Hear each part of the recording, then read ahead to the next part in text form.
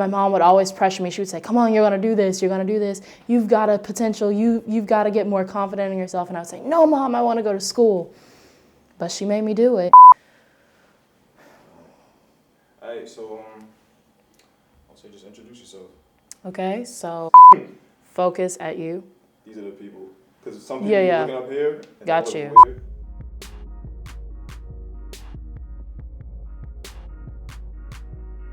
So my name is Patiana Victoria Levert. I was born and raised in Birmingham, Alabama, and I have quite the interesting story. I found a love for fashion when I was about 7 years old, and I started playing in my mother's closet like many young little girls do.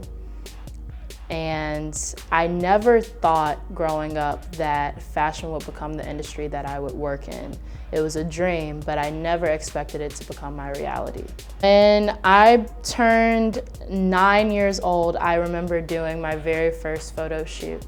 It was meant to be a family photo shoot. And I did this photo shoot, and I remember the photographer looking at my mom and saying, she's gonna be big in this.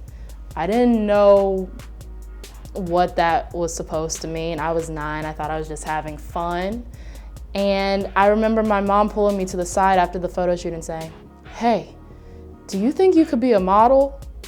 I looked at my mom and I said, no, that's not something I want to do. That's not something that I want to be. But here we are, 12 years later. What am I? A model.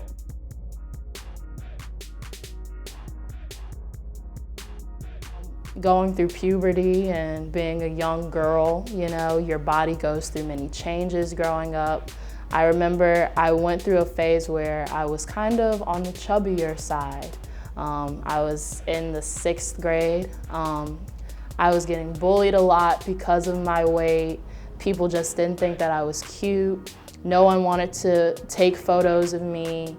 And I felt insecure in myself. I was this really tall kid who was really nice, but I was going to school. People were calling me ugly every day.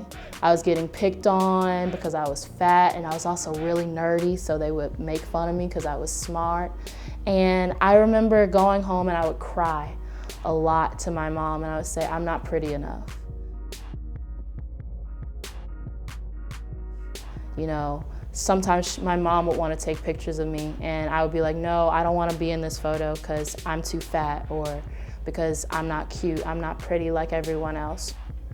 Well, we moved to Washington State as a military family, and it was my 8th grade year, I believe. I just went through puberty, I think, and I grew up, I got taller, and all the weight dropped, and all of a sudden people started paying me attention again.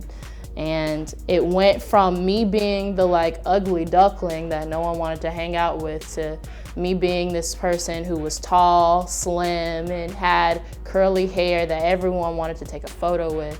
And I thought my modeling career was over. I didn't think I had a potential until I got into high school. And photographers, they would come up to me, whether I would be at school or at the grocery store, they would say, hey, we wanna take this photo of you. Come on, let's do a photo shoot. I said, all right, I don't know how I'm gonna be at this. I don't know if I'm gonna be good enough. And they were like, no, you're gonna be great. Come on. I took a photo shoot my sophomore year of high school, I believe. And that kind of skyrocketed things for me. And I ended up moving to New York City. And the first thing that happened to me, my first week in New York City, I got a big photo shoot. And that kind of marketed me in the fashion world. But I took a veer from modeling and I got into fashion writing. And in New York, everyone wants to be a model, everyone wants to be, or a journalist, or everybody wants to be something in the fashion industry just to get in.